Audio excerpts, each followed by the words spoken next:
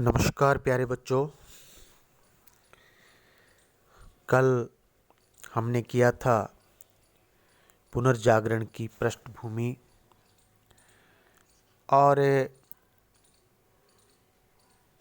ऐसी क्या स्थिति यूरोप में बनी कि यूरोप जो चौथी शताब्दी से पहले पूरी दुनिया को रोशनी दिखा रहा था, वह स्वयं 1000 वर्षों के लिए अंधकार में डूब गया।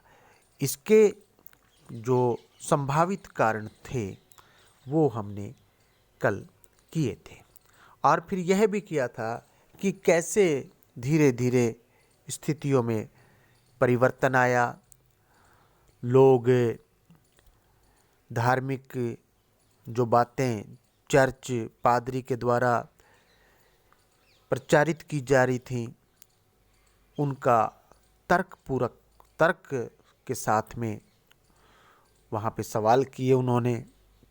यद्यपि आसान नहीं था, ऐसे लोगों को क्रूरता से दबा दिया गया, लेकिन फिर भी आप हमेशा याद रखें, चाहे इतिहास का कोई भी काल रहा हो और भूगोल का कोई भी भूखंड रहा हो, देश काल सभी पर यह बात लागू होती है कि जब कोई विचार जन्म लेता है, अंकुरित होता है, तो वह विचार प्रचारित भी होता है, प्रसारित भी होता है। समय लग सकता है, लेकिन विचार मरता नहीं है। तो चर्च ने ऐसे विचारों को दबाने का प्रयास किया।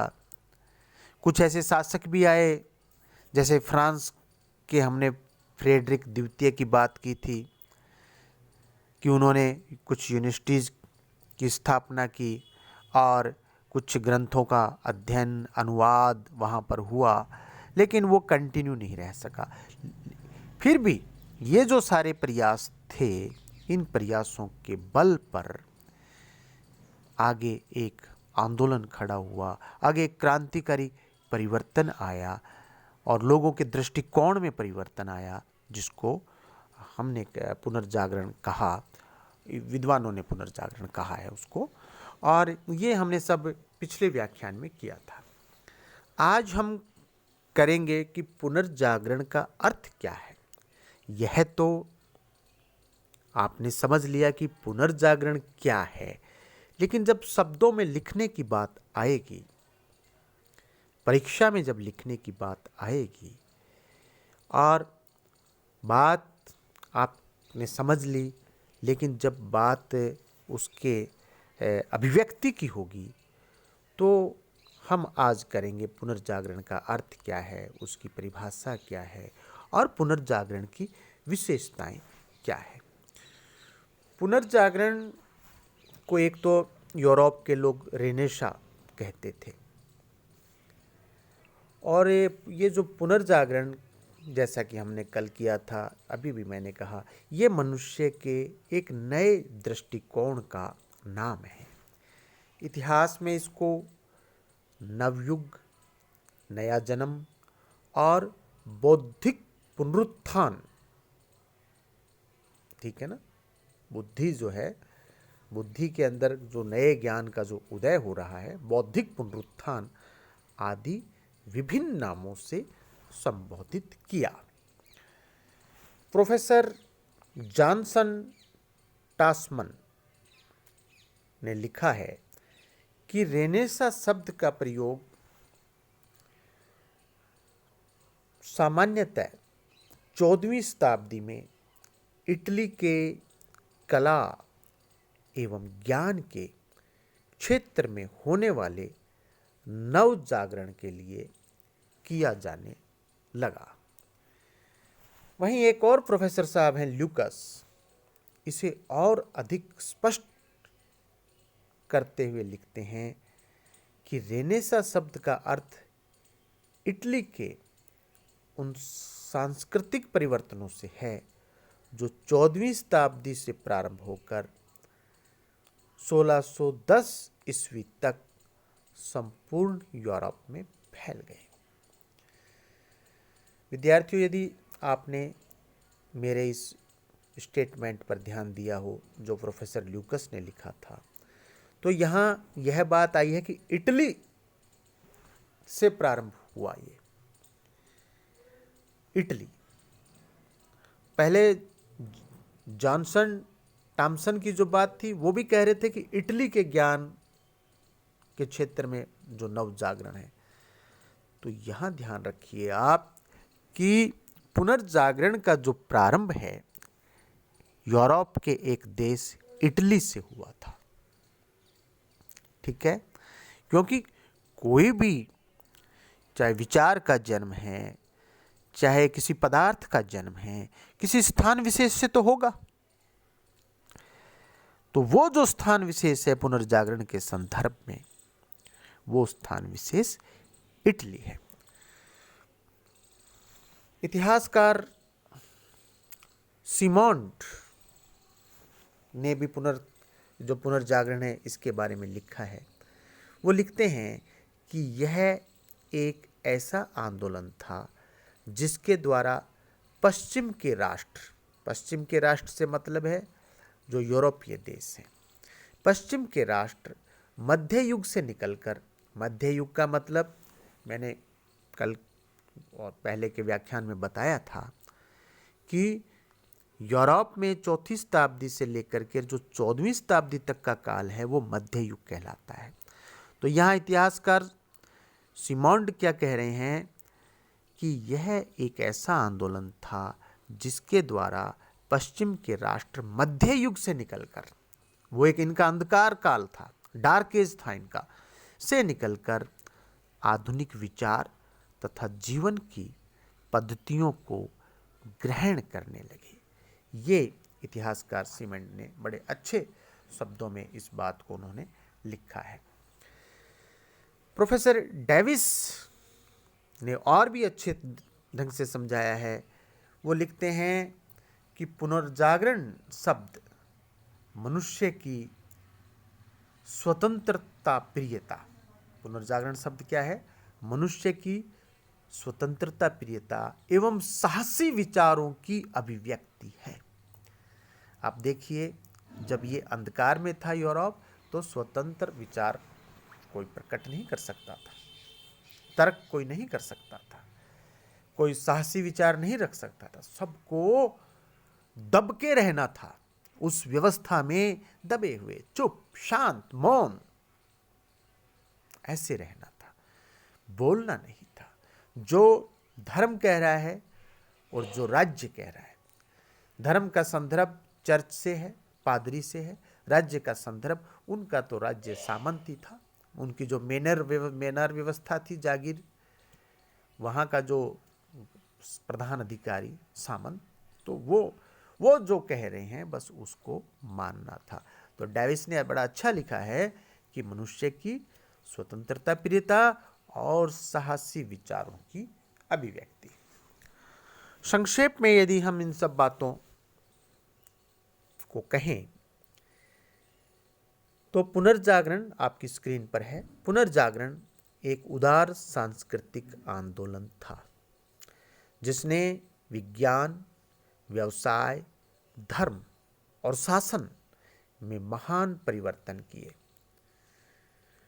पुनरुत्थान यानी कि पुनर्जागरण को मध्ययुगीन अंधविश्वासों, रूढ़ियों तथा चर्च एवं धर्मशास्त्र के बंधनों से मुक्त करके स्वतंत्र चिंतन तथा अपने व्यक्तित्व का विकास करने का अवसर देने वाला तथा प्राचीन यूनान एवं रोमन संस्कृति के आधार पर एक नई संस्कृति करने का, जो नई संस्कृति का निर्माण है, उसको निर्माण करने का प्रयास था। बहुत सुंदर शब्द हैं ये विद्यार्थियों, और इसमें बिल्कुल जो एब्स्ट्रैक्ट होता है वो आपके सामने है।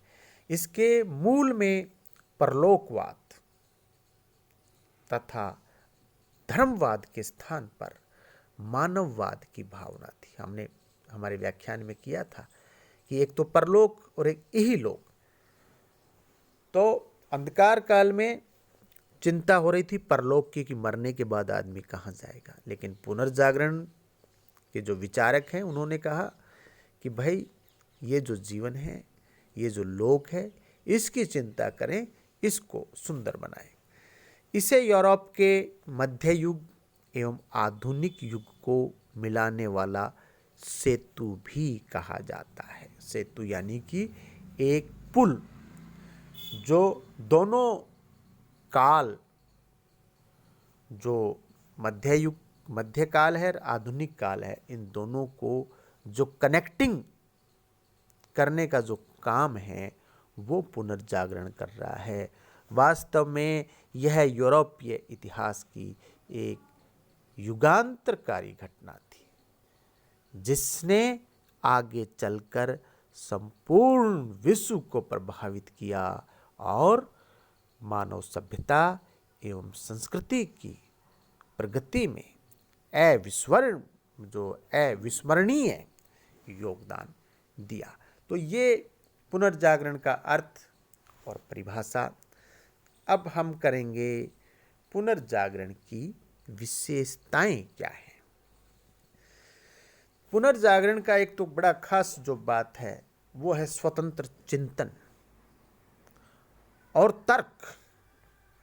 जो तर्क का जन्म है वो पुनर्जागरण की एक बहुत बड़ी बात है, क्योंकि जो मध्यकाल में यूरोप के मनुष्य का जो चिंतन है और मनन है उस पर कठोर अंकुश था, और यह अंकुश दो प्रकार का था। चिंतन पर दो प्रकार का अंकुश था, दो प्रकार की बाधाएं थी। पहला है धर्म और दूसरा है सामंत। पहले की हम बात करें धर्म की, तो चर्च एवं धर्माधिकारियों द्वारा प्रतिपादित विचारों एवं जीवन पद्धति को आंख बंद करके स्वीकार करना पड़ता था, अन्यथा धर्म से निष्कासित किया जाता था, धर्मद्रोह की सजा भुगतनी पड़ती थी। दूसरा सामने आपके स्क्रीन पर है, सामंत यानी कि मेनर प्रणाली, जागीरदारी जो थी। इसमें सामंतों एवं जागीरदारों पर वहाँ के जो लोग हैं वो आर्थिक रूप से निर्भर थे, इनके खेतों में काम करते थे, और इस कारण उनकी स्वार्थमूलक रूढ़िवादी मानसिकता को स्वीकार करना पड़ता था।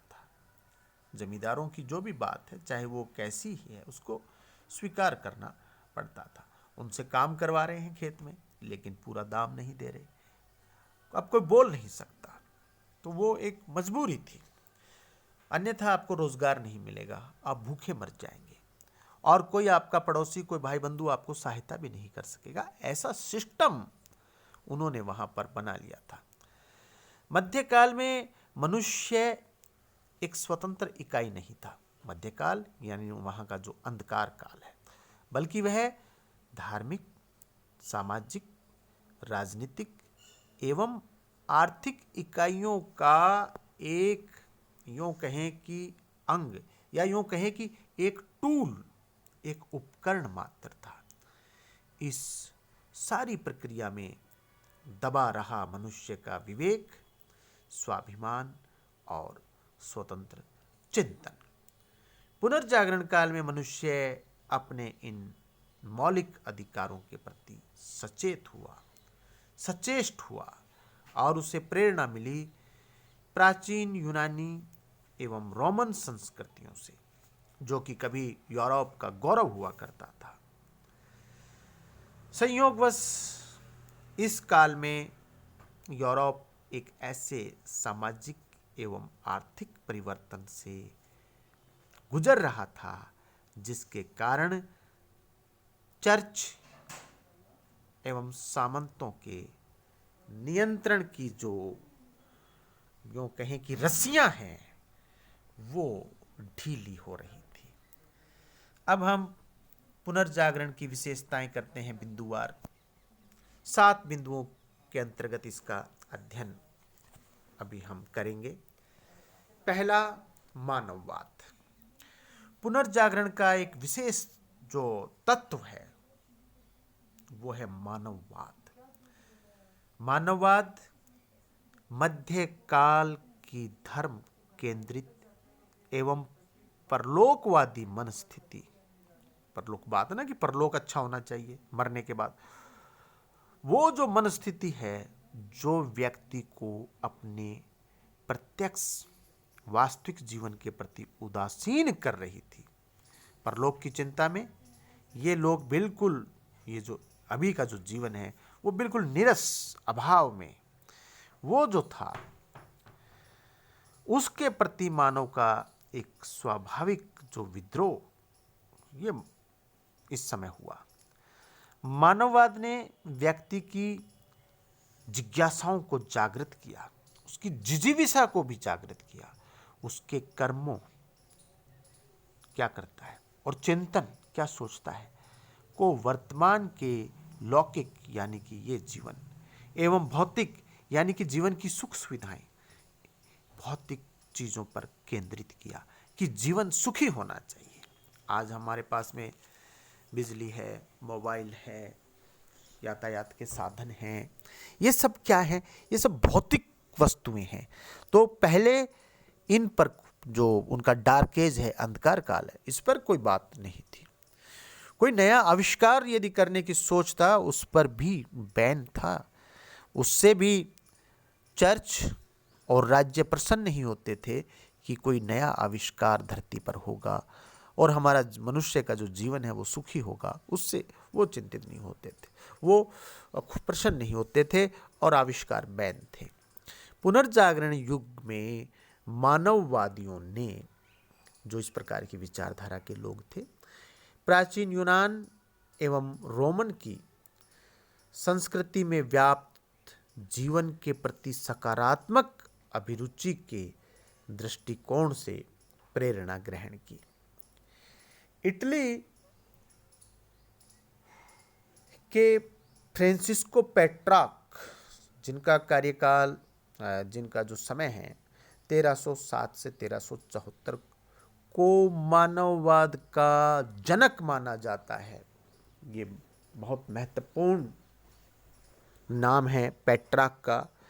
अक्सर सामान्य ज्ञान की जो वस्तुनिष्ठ परीक्षाएं हैं उनमें ये 1 नंबर का प्रश्न, 2 नंबर का प्रश्न के रूप में पूछा जाता है कि मानववाद का जनक कौन था। तो वो मानववाद का जो जनक है वो फ्रांसिस्को पेट्रार्क था।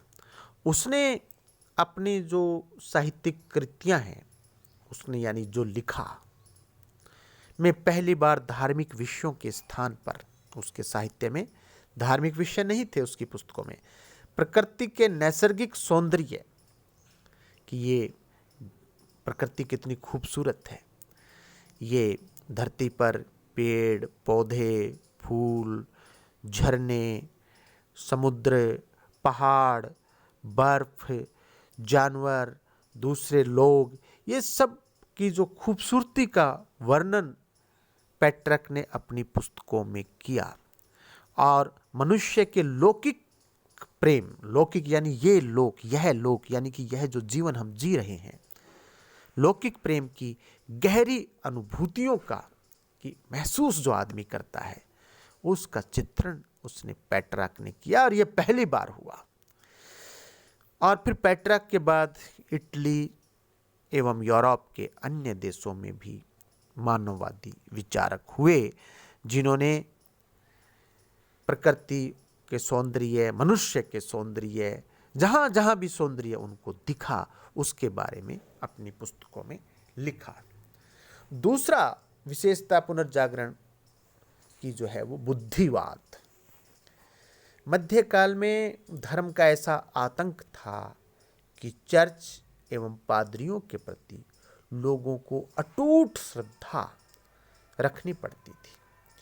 उनके द्वारा प्रतिपादित सिद्धांत, विचार, जीवन शैली, इन सब को लोगों को सत्य मानना पड़ता था। भले ही वह जीवन को नीरस बना दें, उदासीन बना दें, बेचारा बना दें, शुष्क बना दें, जीवन के अंदर कुछ भी खुशी ना रहे, चाहे जीवन कितना ही दुखी रहे, लेकिन लोगों को मानना पड़ता था। पुनर्जागरण युग में अनेक विचारकों ने श्रद्धा एवं विश्वास की विमूढ़कारी प्रवृत्तियों का विरोध किया, यानी कि जो भी गलत था उसमें उसका विरोध किया, और यह विचार प्रस्तुत किया कि किसी भी बात को स्वीकार करने से पहले मनुष्य को अपनी बुद्धि या अपने विवेक से प्रयोग करके परीक्षण करना चाहिए, और इसको कहते हैं तर्क। तो पुनर्जागरण में मानववाद और तर्क, ये दो तो बहुत ही महत्वपूर्ण जो तत्व थे पुनर्जागरण के लिए, जो उत्तरदायी तत्व थे, या पुनर्जागरण की विशेषताओं के अंदर हम इसका हम उल्लेख करते हैं। तो ये कहा कि अपनी बुद्धि या विवेक से उसका परीक्षण जो है वो कर लेना चाहिए। और बुद्धिवाद के जो विचारक हैं उसमें टॉमस एक्विनाज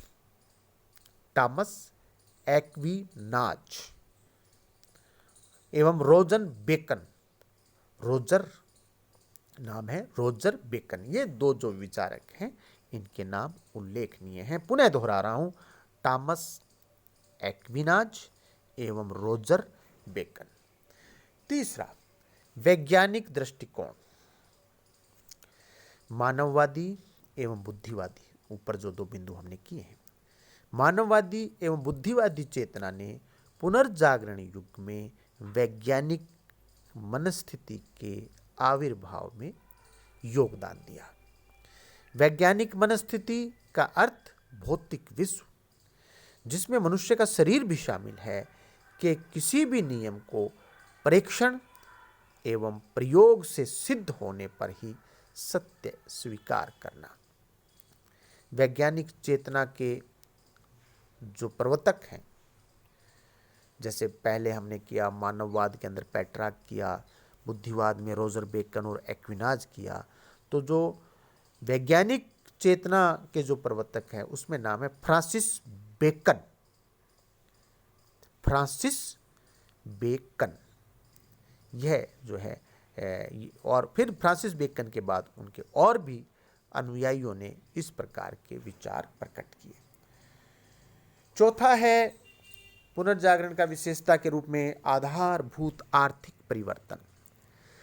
मध्यकालीन यूरोप का आर्थिक जीवन सामंती मेनर प्रणाली, जागीर प्रथा के अंतर्गत कृषि के सामान्य उत्पादन पर आधारित था, जिससे क्षेत्रीय आवश्यकताओं की लगभग सभी आवश्यकताओं की वस्तुओं की पूर्ति हो जाती थी। वस्तु विनिमय का प्रचलन था एवं व्यापार बहुत कम था। पुनर्जागरण काल में इस स्थिति में एक आधारभूत परिवर्तन हुआ। यूरोप में व्यापारिक समृद्धि, उद्योग धंधों के विकास एवं मुद्राओं के प्रचलन ने जो मेनारी सामंती अर्थव्यवस्था थी, जो कि यूरोप में पिछले 1000 साल से चल रही थी, एवं दास प्रथा की जड़ें हिला दी। दास प्रथा, ये लोगों को अपने यहाँ दास बना लेते थे। किसी को थोड़ा सा धन कर्ज पे दिया, वो कर्ज उससे चुकाया नहीं जाता था, जीवन भर उनका दास रहता था, अपने यहाँ सामंत के यहाँ काम करता था। तो वो जो हैं व्यापारिक जो समृद्धि आई, उद्योग धंधों का विकास हुआ, मुद्राओं का प्रचलन हुआ, उसने सामंती अर्थव्यवस्था और दास प्रथा की जड़ें हिला दी। लोग मेनर से बाहर निकल गए। बंदी गृह, एक प्रकार के बंदी गृह थे, इनसे बाहर निकलकर खुली हवा में सांस लेने लगे। पांचवी विशेषता है आधारभूत सामाजिक परिवर्तन। यूरोप में व्यापारिक एवं वाणिज्यिक प्रगति धीरे धीरे हो रही थी, और इस कारण कस्बे बन रहे थे, बड़े कस्बे बन रहे थे, नगर भी बन रहे थे, जो सामाजिक जीवन के नवीन केंद्र बन चुके थे। अब सामाजिक हलचल का केंद्र मैनर का कृषि फार्म हाउस, उसका जो खेत है, उसकी जागीर है, या सामंत का किला, या बिशप का महल नहीं रहा। दोहरा रहा हूं बात को। अब सामाजिक हलचल का केंद्र मैनर का कृषि फार्म, सामंत का किला या बिशप का महल नहीं रहा। पहले तो यही थे, लोग इन सब के दास थे, गुलाम थे। पुनर्जागरण का काल नगरों एवं नगरीय जीवन का काल था। इन नगरों ने पुनर्जागरण युग के लेखकों एवं कलाकारों को संरक्षण प्रदान किया और वहां पर एक माहौल बना। छठा है आधारभूत राजनीतिक परिवर्तन। अब हम जो ये परिवर्तन कर रहे हैं, चौथे परिवर्तन से खासकर चौथा, पांचवा, छठा, सातवां, ये सब परिवर्तन हुए। और पुनर्जागरण ये क्या है कि जब एक कोई भी परिवर्तन है, चाहे किसी भी संदर्भ में है, तो एक तो परिवर्तन का जो है प्रारंभिक काल होता है, उसमें धीमे रहते हैं। लेकिन जो जो आगे बढ़ते हैं, जो जो और आगे बढ़ते हैं, तो परिवर्तनों की जो दर है वो बढ़ती जाती है और उसके हमें परिणाम दिखाई देने लगते हैं। जैसे कोई बीज है, अंकुरित हुआ, पौधा बना, पेड़ बना और लास्ट में हमें फल दिखाई देने लगते हैं। ऐसे अब आधारभूत राजनीतिक परिवर्तन है, तो इसमें पुनर्जागरण में नवीन आर्थिक एवं सामाजिक परिवर्तन के कारण कुशल प्रशासन तंत्र पर आधारित और बड़े राज्यों का उदय हुआ। ठीक है ना, क्योंकि जब परिवर्तन हो रहे हैं तो बाद में परिवर्तन होते होते समय बाद में फल भी आएंगे। और तो देखिए, तो अब क्या है, बड़े राज्य बन रहे हैं, और जो राज्य बन रहे हैं वो उनका एडमिनिस्ट्रेशन, उनका प्रशासन कुशल है, परफेक्ट है। अब लोगों के लिए अधिकार हैं, पहले अधिकार नहीं थे। पहले, और इससे पहले की बात करें राज्यों की, राज्य बड़े सीमित थे और वो सामंतों पर वो जो हैं, वो राज्य जो थे सामंत प्रथा पर अवलंबित थे। सामंत बड़े उसमें प्रभावशाली थे। लेकिन अब नागरिक प्रभावशाली हो रहे हैं, दास प्रथा खत्म हो रही है। लोग वहाँ गांवों से निकल कर कारखानों में काम कर रहे हैं, लोग व्यापार के अंदर जा रहे हैं, लोग डेयरी फार्म में काम कर रहे हैं, लोग अपना कोई कुटीर उद्योग लगा रहे हैं। तो ऐसे करते करते आर्थिक परिवर्तन भी हुए, सामाजिक परिवर्तन भी हुए और राजनीतिक परिवर्तन में बड़े बड़े राज्यों का उदय हुआ। तो पुनर्जागरण युग में राजत्व की नवीन अवधारणाएं, यानी कि राज्य की नवीन अवधारणाएं, राज्य की नवीन अवधारणा में क्या है, उसके अंदर पब्लिक वेलफेयर है, प्रजा का कल्याण है। इन अवधारणाओं का विकास हुआ। सातवीं विशेषता है आधारभूत सांस्कृतिक परिवर्तन। पुनर्जागरण युग अपूर्व सांस्कृतिक हलचल का युग था। इस काल की सांस्कृतिक गतिविधियों में पुनर्जागरण की आंतरिक भावना का बड़ा सशक्त, यानी कि ताकतवर एवं प्रभावशाली प्रस्तुतिकरण हुआ है। कला एवं साहित्य की मध्यकालीन शैलियों में आधारभूत परिवर्तन हुए। छोटी सी बात करता हूँ, जैसे कला की बात हुई है, तो अंधकार काल में जो चित्र बनते थे, उन चित्रों में चित्रकार ज़्यादातर ऐसी उदास तस्वीरें बनाता था, रोती हुई तस्वीरें बनाता था, जिनको देख करके मन में अवसाद पैदा होता था। लेकिन पुनर्जागरण जब हो गया, और तब जो कलाकार है अब जो तस्वीरें बनाता है, हंसती हुई, मुस्कुराती हुई, प्रसन्न मुद्रा की तस्वीरें बनाता है। तो इस प्रकार के परिवर्तन कला और साहित्य में हुए। मानववाद की भावना से ओतप्रोत साहित्यिक एवं कलात्मक कृतियों का विपुल, यानी कि बहुत बड़ी मात्रा में सृजन हुआ। जीवन के सहज नैसर्गिक सौंदर्य एवं उल्लास की अभिव्यक्ति हुई। इस प्रकार से ये पुनर्जागरण की खास खास विशेषताएं थीं। हमने इससे पहले पुनर्जागरण का अर्थ किया, पुनर्जागरण की परिभाषा की। तो पुनर्जागरण कोई पुरानी सुप्त, कोई पुराना, कोई जो सो गया, कोई उसको पुनः जो जगाया गया, वो पुनर्जागरण। और पुनर्जागरण को मध्यकाल एवं आधुनिक काल के बीच का एक पुल कहा गया। डार्क एज और लाइट एज, मध्यकाल अंधकार काल, उसको डार्क एज, और यूरोप का जो आधुनिक काल है वो उसमें लाइट है, उसमें प्रकाश है, रोशनी है। इन दोनों कालों को जोड़ने का जो एक ब्रिज है, जो पुल है, सेतु, कनेक्टिंग, वो है पुनर्जागरण। ये हमने किया। और प्रमुख विद्वानों की हमने पुनर्जागरण की परिभाषाएं की। विशेषता में मानववाद और तर्क, ये दो बड़ी विशेषताएं, और इस कारण से जो वहाँ का जो सोच है, सोच में परिवर्तन आया, और मनुष्य अपने अपने लिए, समाज के लिए, यहाँ पर रहने वाले लोगों के लिए कि जीवन किस प्रकार से खुशहाल बने, जीवन में किस प्रकार से खुशियाँ आएँ, सब प्रसन्न रहें, स्वस्थ रहें, अपने आप को संवारें, अपने आप से प्रेम करें, इस जीवन से प्रेम करें। ये सारी विशेषताएं पुनर्जागरण की विशेषताएं हैं। शेष अगले व्याख्यान में। बहुत बहुत धन्यवाद।